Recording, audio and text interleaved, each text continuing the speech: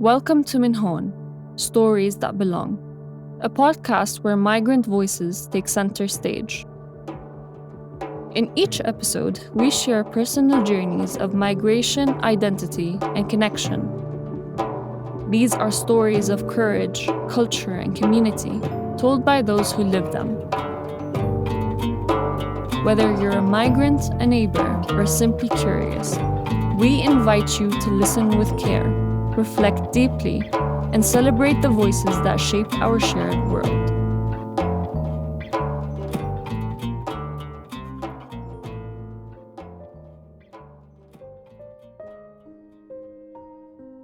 I'm Renalou, been in Jordan for 18 years. I'm a migrant worker here in Jordan. Today, I just want to share my story, but also draw inspiration from other people's story, particularly my guest. This story shows another side of the migration and that of a child who grew up beside his mother while she worked abroad. This journey reminds us how children witness the sacrifices of their parents and learn the true meaning of hard work, also patience and love. Thank you so much, Renalou. My name is Jeromel. I have been here in Jordan for coming close to 4 to 5 years at this point. I teach at King's Academy. I come from a family of migrant workers. My mother is a migrant worker in the United States. She has done many jobs, from domestic work to caregiving work. A lot of my uncles and my aunts are also migrant workers working all over the world.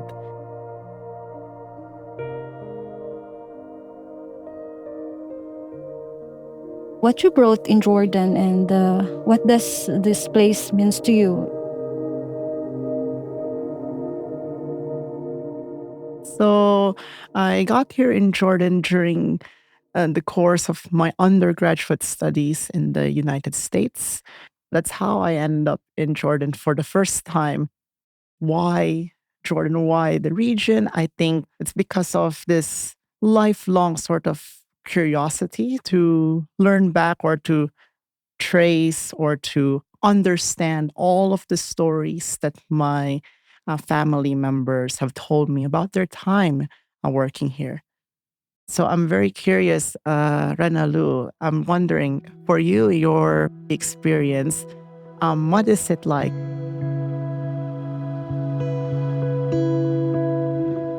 I was working in the Philippines in the hospital as a nursing assistant. And it happens, a friend of me share me like an agency to apply to work abroad. During the time I left my 2 children, I think I choose Jordan because it's a biblical places and it's an opportunity to see a holy land.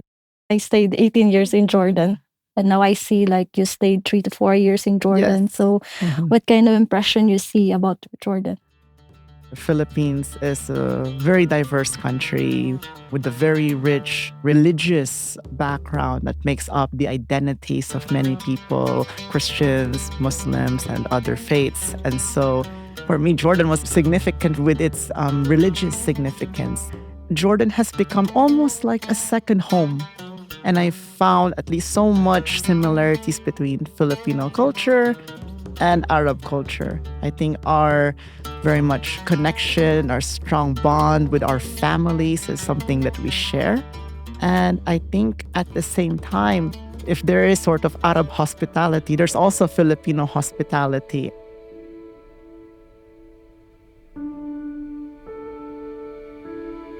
I was already sort of introduced to the significant presence of Filipino migrant workers here. Like you, in a way, I felt so much at home and I felt so much connected.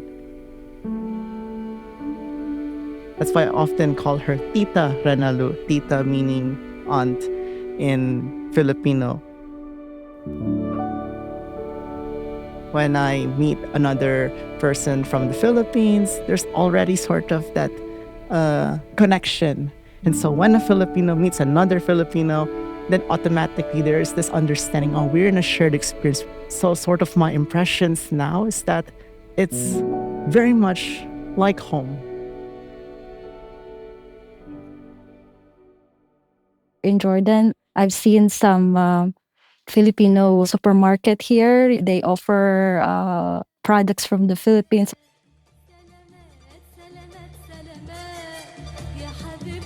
And also the word, the language that salamat. I don't know, I hear that all the time. Salamat, salamat is thank you in Philippines. I think the difference between Jordan and Philippines is the weather. Yes. Because our weather is like tropical. We have a tropical weather in our country. So here you need to adjust on the cold weather or the winter weather in Jordan.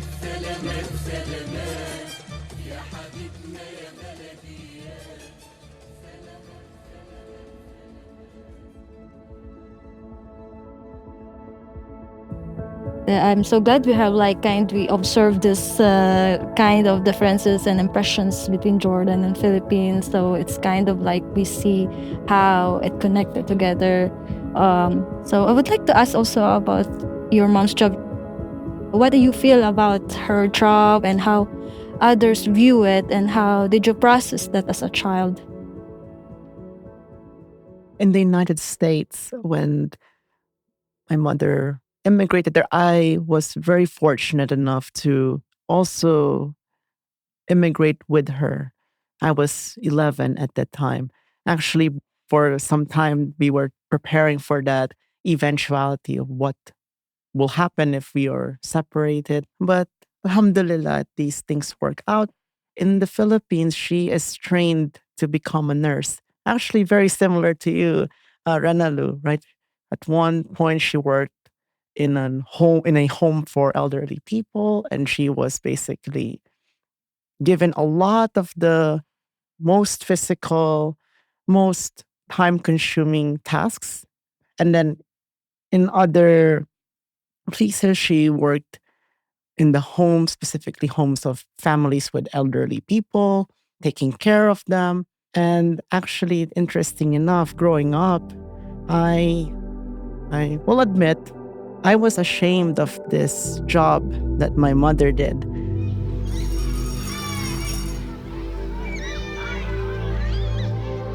Oftentimes in school, what do your parents do for work?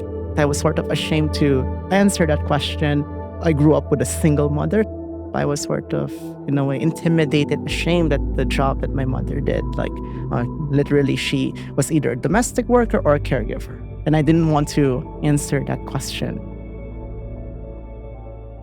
And it only came in later in my life as I grew up that I realized how wrong I was and how much I, in a way, devalued my mother's dignity by being ashamed of the work that she is doing, right? By not recognizing the value of taking care of someone or of making sure that someone's living space is good and neat.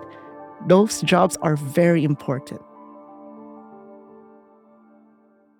Yeah, as a mother, Jeromel, I would like to share stories about my daughter. Like, for example, in her school, like when the teacher asks, like, oh, every parents are called to attend a meeting, and she don't have a parents to come or a mother to come there to attend the meeting. So sometimes she's like kind of sad and like blaming me on not be there, not the presence is not there, and all she's like, yeah, why you need to go abroad and not to take care of us, or why you taking care other children, not us.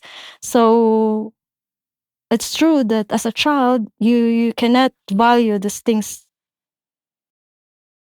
Did you ever get a chance to discuss with your mom or understand from her what she missed the most while working?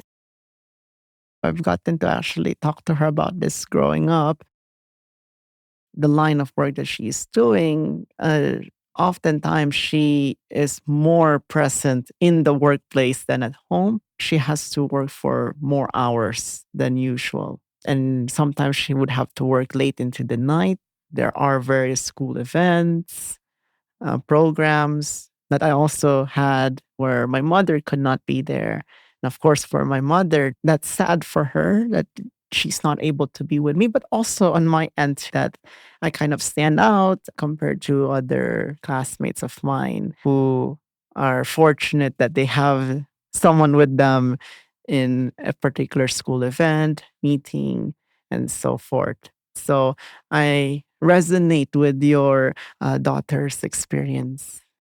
Yeah. Even in the Philippines, when I was working in the hospital, I've been like working for like 16 hours, and I leave my children like to my grandmother to look for them so that I can work more. And then especially here in abroad, usually we need to go home for every 2 years. And sometimes you will not able to go back to your country after 2 years because you need to save something. Sometimes you lie to them. It's like kind of like, oh, I cannot able to go back because we have work to do. Basically, it's a financial aspect as well. So, is there a moment sometimes that stand out to you when you think of her sacrifice? I think one, how much she connects her work to her faith. She valued the work that she did. She saw meaning and value to it. And she always iterated, told me, kind of like a mantra. She would tell me that the work that she's doing, any work, any job, as long as one commits it to the Lord. My mother is very religious, so she always brings up religion. If one commits that to the Lord and one does their best, and it's a job that helps people, it's a meaningful job. It should not be looked down on. Growing up, that is something that she kind of reminded me over and over again, when eventually those lessons stuck with me.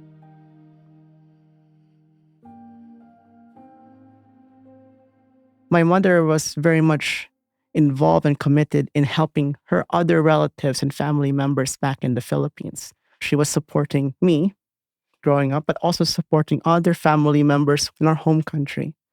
Being exposed to that gave me a different, wider perspective to look at people with dignity, not based on their material wealth, not based on what kind of fancy gadgets they have, what titles they have, but to recognize that human dignity is based on what's inside of our heart, whether those actions are helping people. I would like to hear from you, Tita Renalou, how the work that you're doing as a migrant domestic worker. I can tell you some stories about me as a mother of migrant workers. My daughter, that she had a cancer, and I can't able to go back to our country to guide her during her chemotherapy. My employer allowed me to bring my son while he has his homework or he has some exams to do on the next day. So he needs to review. So I bring him, and like he saw things like while I'm cleaning or washing the dishes, he saw this how I do multitasking. And then my daughter is undergone this chemotherapy, and she's in pain. So I try to let her calm on what she's feeling or what she can do so that she can ease the pain that she's feeling. Domestic workers are really really good on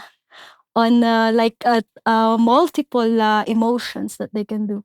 They show you like they're smiling in front of you and working, but basically they have this on their back. They have this issue.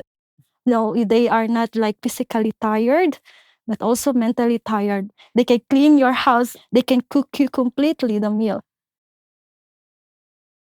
They have also to check in to Yes. them also, like how are you? They should check also their mother. This is common in our country. Like they ask mom, I have payment for the school, mom. We don't have allowance already. And then after that, after you send it, then they will not contact you and to say how are you, because I know the distance is the separation sometimes is kind of the relationship is not really the strongest. Like Jeromel said, he is ashamed of his mom job. So in our part as well, we experience it also that sometimes our children are too distant. I echo what you're saying. I think even from my personal experience that oftentimes when people see or employ a migrant worker, they only think of the work, the aspect of the person is a worker. But a migrant worker is more than just a worker. You are more than just a worker. My mother is more than just a worker, right?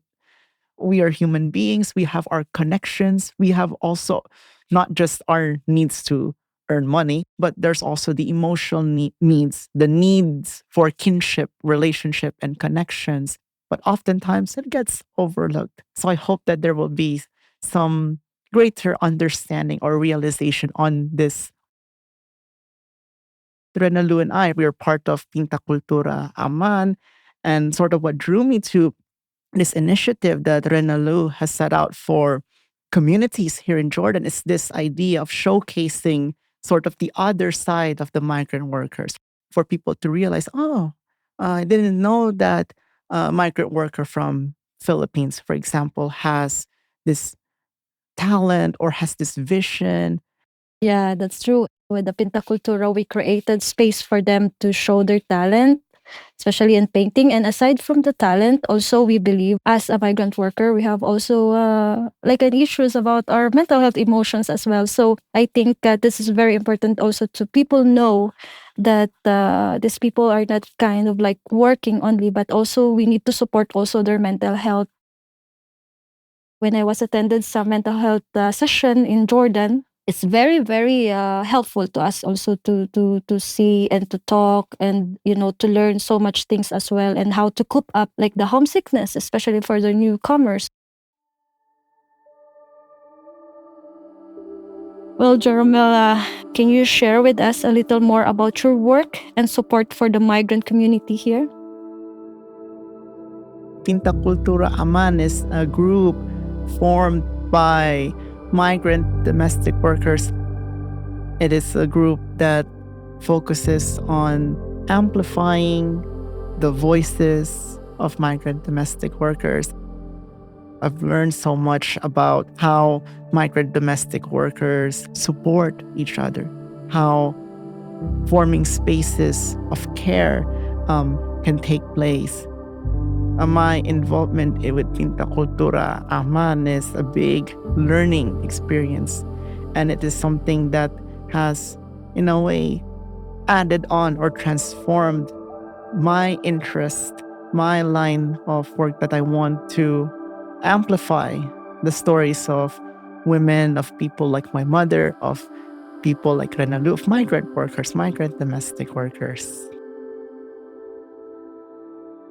For this, Jeromel, do you ever see some parallels between your mother's journey and the journey of the other migrant workers here in Jordan? Yes, there's so much parallels. And it is sort of the kind of main reason why I've stuck around, so to say. My mother, she saw value in this line of work. And it's the same thing for migrant domestic workers here in Jordan. There is that similar experience.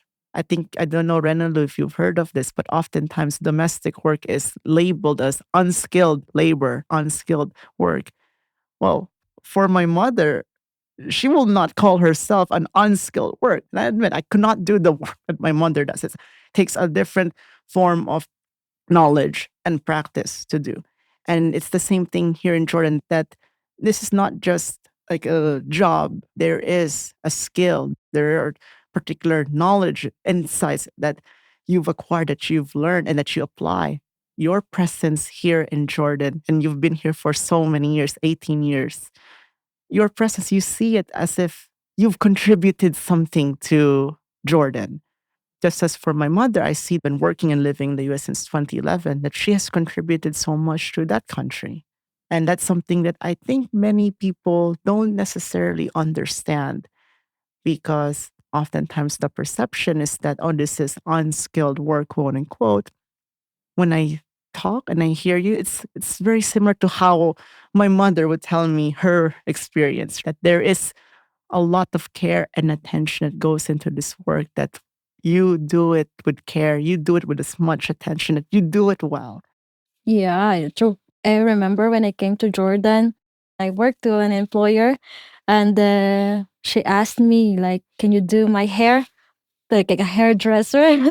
When I was in my high school, I learned how to do hairdresser and do the nails of people. So yeah, you're right. It's not unskilled. It's a really skilled, a multiple skilled. Yeah, yeah. Mhm.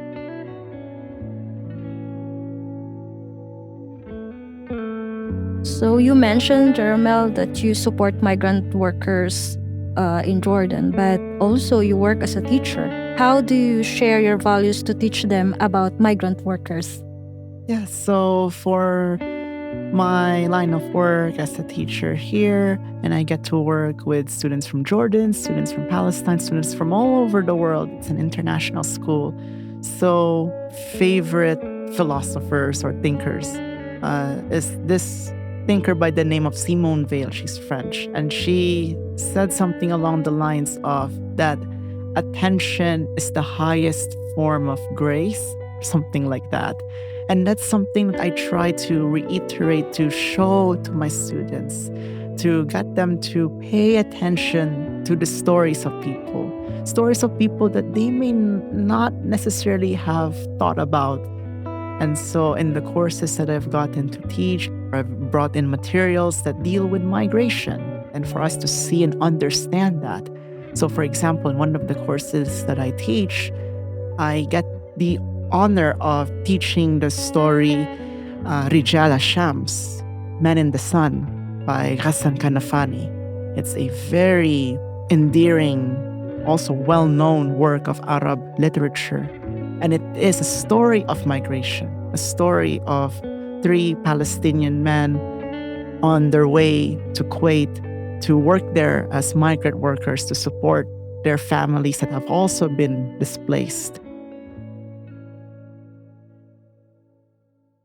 So, in engaging with that material, right, we pay attention to a story. And I encourage my students to see we are in Jordan. We have a lot of migrant workers, right? Many people like these characters in this story, and even in the quotes from Ghassan Kanafani. And mind you, he wrote this book in 1962, so many years ago. But still, the quotes from these characters, right, the aspirations of these migrant workers very much resonates with your story, my mother's story. Wow, Jeromel, amazing material that you are using in your class. Like, as I remember, you bring the children as well. You introduce them the Filipino food in one of the Filipino restaurant in Second Circle, and I see the children's like enjoying the spring roll. And also I remember when we do some murals as well in Second Circle, this Jordanian community offer us their Jordanian dish to us. So you know how we relate each other on this aspect. We have this when you come to the House of Filipino, they offer you something. When I come to an interview for a Jordanian family, they offer me tea and water. So these things are like kind of like connection. I feel like I want to embrace this culture. That's why I stayed, because I feel a second home. I have a second home basically. So I'm 41 years old. Like almost half of my life is in Jordan already. During that trip that we did to Second Circle, Jabal Amman, I showed them around the Asia market. I showed them around the various Filipino restaurants and shops that are in that corner or in that street area of Amman. And I've gotten very interesting responses. So some of my students were like, I've lived here for my entire life and I never heard about this or never knew about this. Then once they heard from the people, I think when we were in that restaurant, they got to even meet the cook or the owner, the proprietor of the place. They got to learn from her story. They got to see the preparation of the dishes. And the reflection or the feedback that I got from my students was that, wow, there is sort of the similarities, right, between us and you. And we're much more connected. When we painted that mural, Pinta Cultura painted various murals in the Jabal Ahman Second Circle area. What was so amazing was that the very big mural, and that mural kind of showcases the interconnectedness between Arab communities and culture and the migrant worker, specifically Filipino cultures. And what was amazing about that whole project, who got to paint and design this, right? It was a kind of an inter-community effort. Jordanian artists, Filipino migrant workers were designing this mural, were making it happen. And then, I mean, because it's a big mural, everyone in the neighborhood was invited to come and paint with us. And so, in a way, right, that project, for example, highlighted this link that we share, kind of going beyond sort of this distinctions between kind of employer, employee. Every time that I bring students to the second circle, Jebel Amman area, I make it my way to point out, oh, check out this mural, learn about this story. This is how this happened, this came about.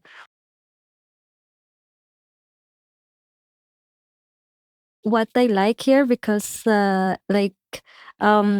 the community there, or the Jordanian community there, they call the street as a Manila Street.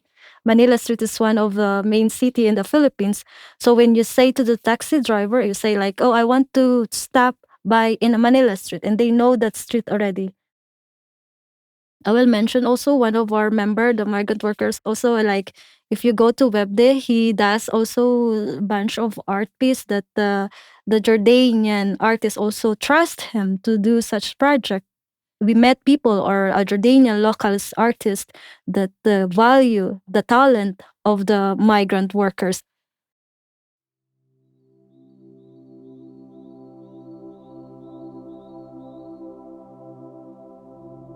Jeromel, I just want to ask if you have any additional advice for our Jordanian listeners to better understand as migrant workers.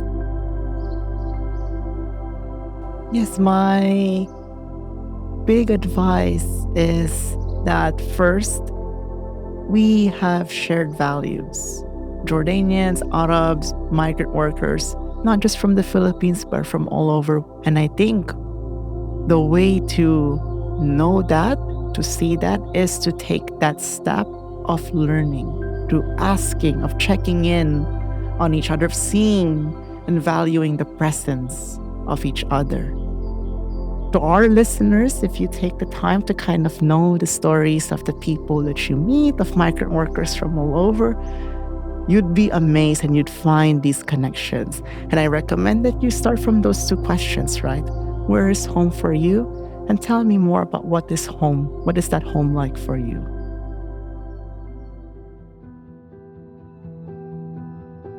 Jeromel, what lesson from your mother's story would you want other migrant parents and children to carry with them? A very powerful question, Renalou, Tita Renalou. I think to just answer that in two parts. First, for migrant worker parents, I think it is important to, even though you may be so far away from your loved ones, from your children, that you also try to instill or still continue what you will be doing of instilling values, of teaching and sharing values to your children. I think for me, that is something that has helped me a lot, right? And so even though for part of my life, I look down on my mother in terms of her work, in terms of what she did, but my mother never stopped reminding me of these values. She didn't give up. And so I looked to my mother not just as someone who made money to make ends meet, to support me and other relatives of ours, but I looked at her and see her as a mentor, as a guide. So be that mentor, be that guide for your children, for parents. That's my advice. And for children of migrant workers, I think my big advice is that you will realize, if you haven't realized, how much you have gotten wherever you are thanks to your parents. For me, it kind of took some time. But what I encourage our young audiences is to talk and to have that conversation, have these conversations with your parents working abroad. Keep the connection and to, in a way, learn from their stories, learn from their values.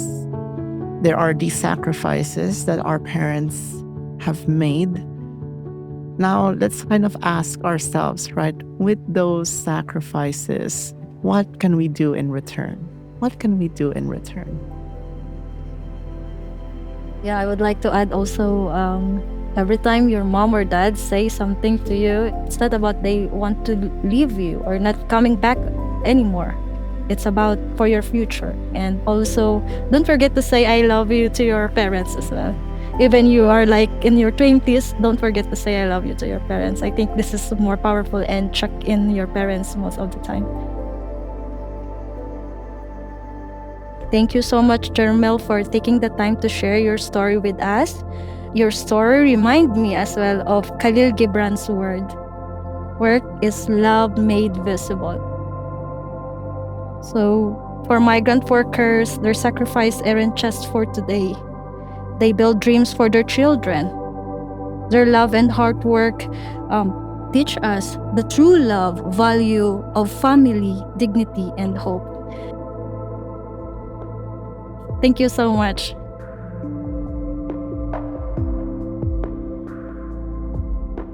Thank you for listening to Min Hon, Stories That Belong. These voices remind us that behind every journey is a story worth hearing, of courage, culture, and connection. If today's story moved you, share it, start a conversation, and remember, belonging begins with listening.